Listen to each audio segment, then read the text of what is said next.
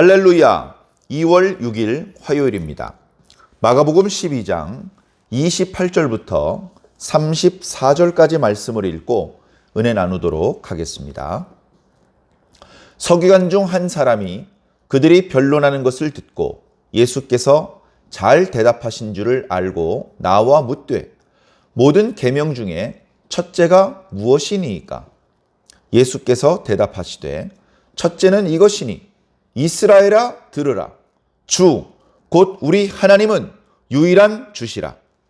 네 마음을 다하고 목숨을 다하고 뜻을 다하고 힘을 다하여 주 너의 하나님을 사랑하라 하신 것이요. 둘째는 이것이니 네 이웃을 네 자신과 같이 사랑하라 하신 것이라. 이보다 더 큰 계명이 없느니라. 서기관이 이르되 선생님이여 옳소이다. 하나님은 한 분이시요 그 외에 다른 이가 없다 하신 말씀이 참이니이다. 또 마음을 다하고 지혜를 다하고 힘을 다하여 하나님을 사랑하는 것과 또 이웃을 자기 자신과 같이 사랑하는 것이 전체로 드리는 모든 번제물과 기타 제물보다 나으니이다. 예수께서 그가 지혜 있게 대답함을 보시고 이르시되 네가 하나님의 나라에서 멀지 않도다 하시니 그 후에 감히 묻는 자가 없더라. 아멘.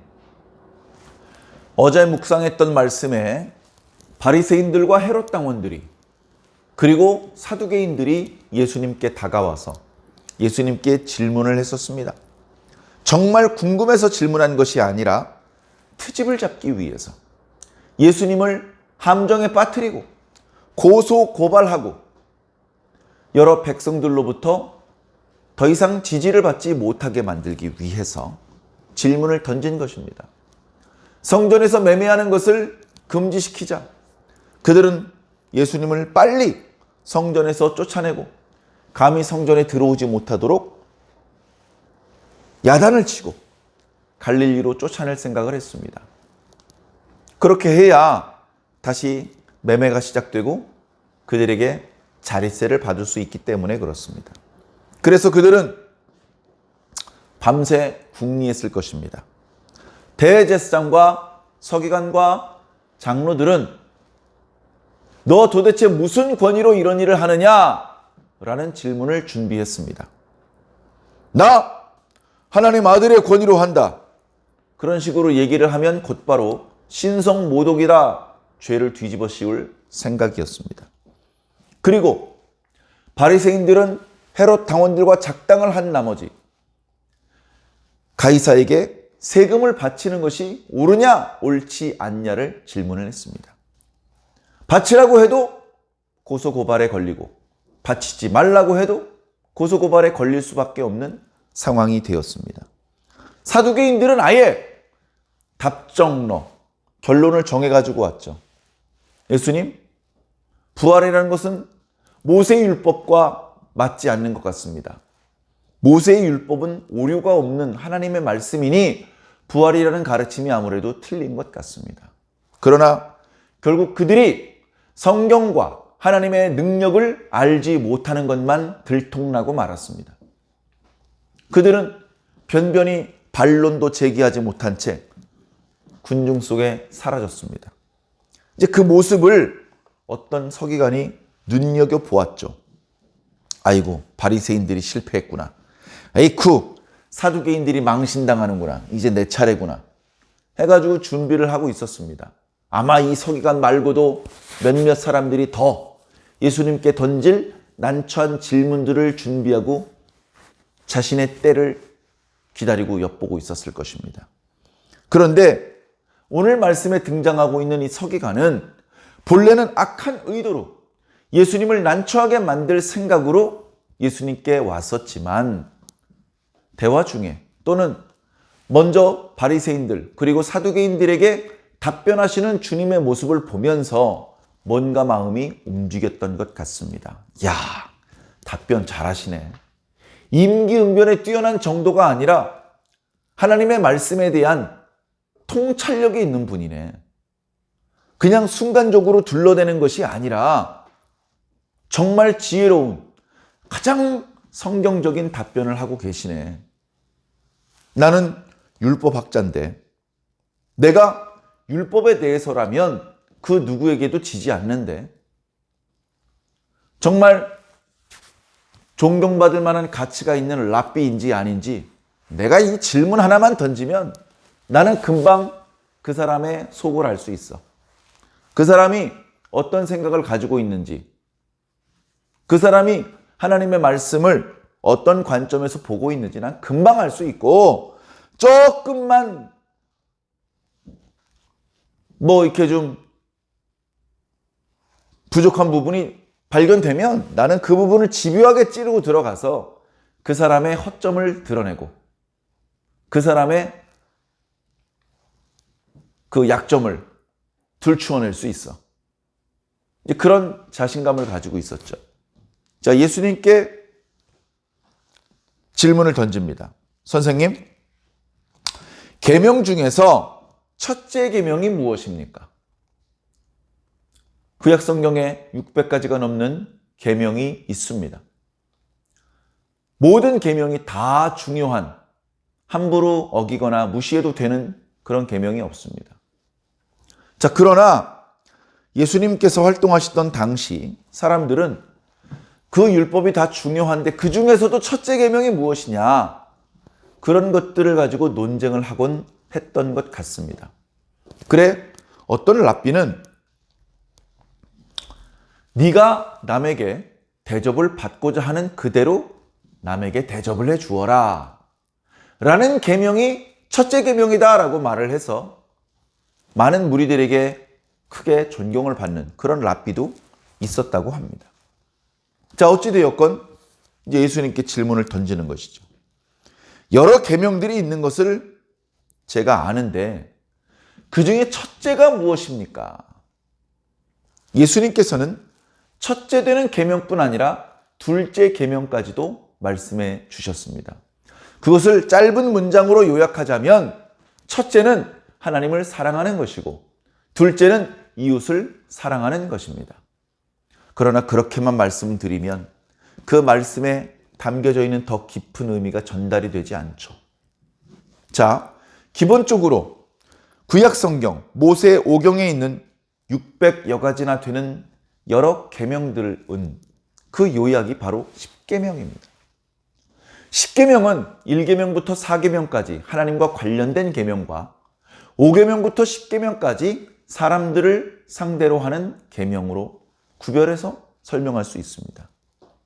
그리고 여러 가지로 설명할 수 있겠지만 결국은 1계명부터 4계명까지를 요약하면 하나님을 사랑하라는 말씀이고 5계명부터 10계명까지의 말씀을 요약하자면 이웃을 사랑하라는 말씀입니다. 예수님께서는 우리가 온전히 사랑해야 될 유일한 대상 하나님이신데 그 하나님은 누구냐? 주님이라고 강조하고 있습니다. 주라는 칭호를 받으실 만한 분은 오직 하나님뿐이시다라고 강조하고 있는 것입니다. 당시에 주, 헬라어로는 퀴리오스라는 단어를 쓰는 그런 호칭을 받는 존재들이 여럿 있었습니다. 대표적으로 황제에게도 주라는 칭호를 붙이곤 했습니다. 기타 여러 우상들에 대하여서 퀴리오스라는 단어를 붙이곤 했습니다. 그러나 그 퀴리오스라는 단어의 의미를 안다면 그 말은 아무데나 갖다 붙일 수 있는 것이 아니다. 오직 천지를 창조하신 하나님께만 붙일 수 있는 말이다. 주님께서는 그렇게 강조하셨고 하나님이 그런 분이시기 때문에 우리는 마음을 다하고 목숨을 다하고 뜻을 다하고 힘을 다해서 우리 주 하나님을 사랑해야 된다. 우리 하나님은 주 하나님이시기 때문에 너는 네 하나님을 사랑해야 된다라고 그렇게 강조해서 말씀하신 것입니다. 그리고 두 번째는 첫 번째 계명과 마찬가지이니 너의 이웃을 너 자신과 같이 사랑하라. 그렇게 말씀하신 것입니다. 그러면서 율법 중에 이 두 계명보다 큰 계명은 없다라고 말씀하셨습니다.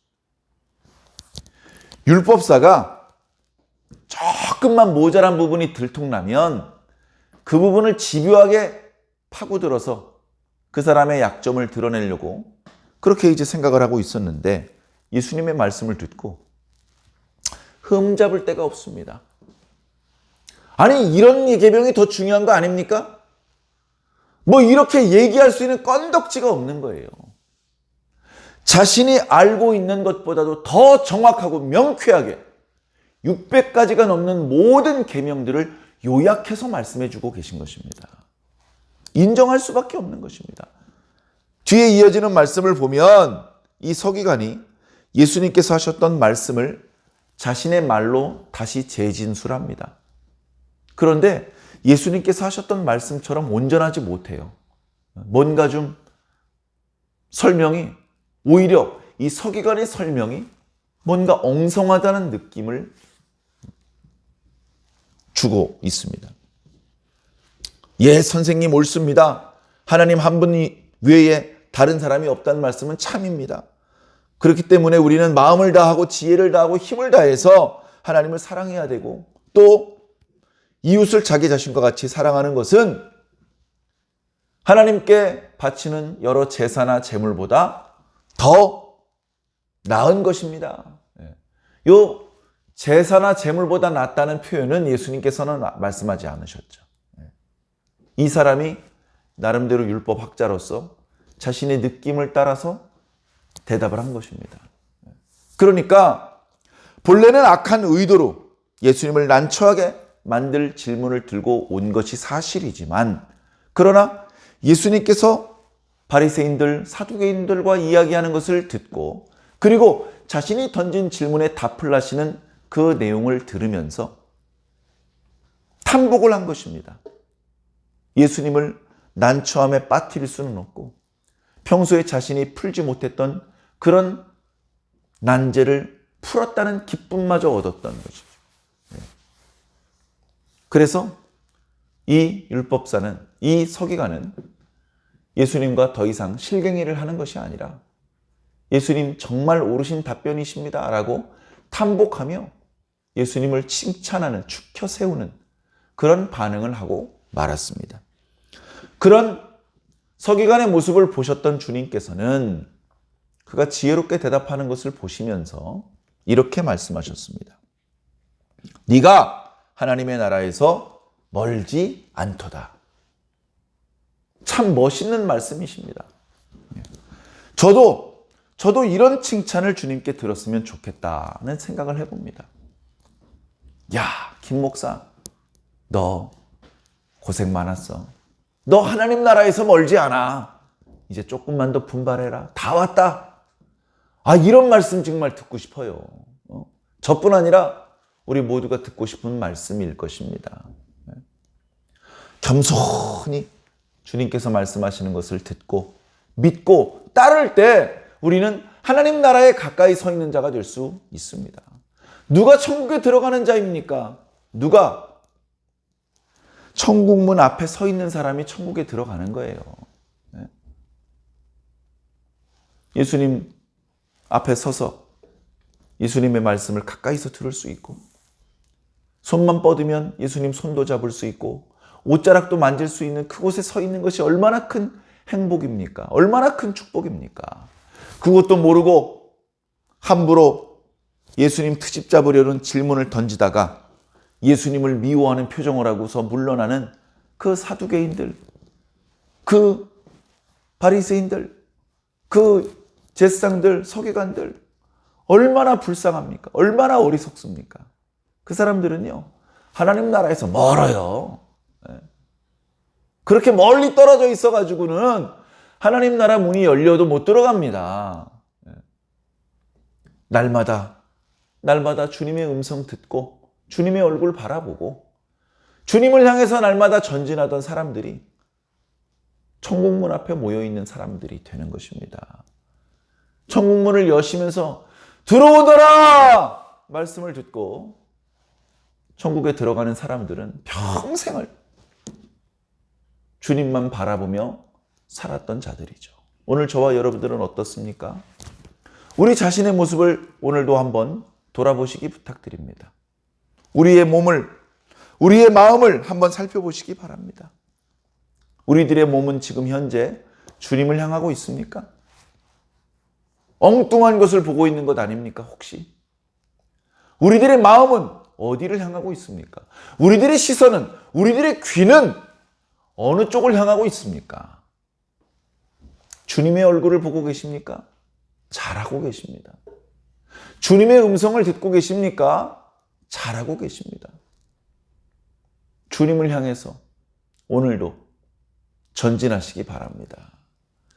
성큼성큼 나아가진 못하더라도 한 걸음씩이라도 반 걸음씩이라도 주님께 가까이 나아가는 자는 하나님 나라에서 멀지 않은 사람으로 칭찬받을 수 있을 것입니다. 오늘 하루도 무의미하게 보내지 마시고 내가 정말로 주님을 향하고 있는지, 내가 주님께 가까이 다가가고 있는지 스스로 돌이켜보시기를 부탁을 드립니다. 언제나 겸손한 마음으로 말씀을 주실 때 그 말씀을 믿으시고 그리고 하나님의 뜻을 더 많이 배우고 더 잘 깨닫길 원하는 그런 착하고 좋은 마음으로, 겸손한 마음으로 말씀을 들으신다면 하나님께서 진리를 깨닫게 해 주실 것입니다. 그 말씀 속에 담겨져 있는 복을 누릴 수 있게 해 주실 것입니다. 오늘도 그 축복을 누리는 저와 여러분들이 꼭 되기를 예수님 이름으로 간절히 축원합니다. 아멘.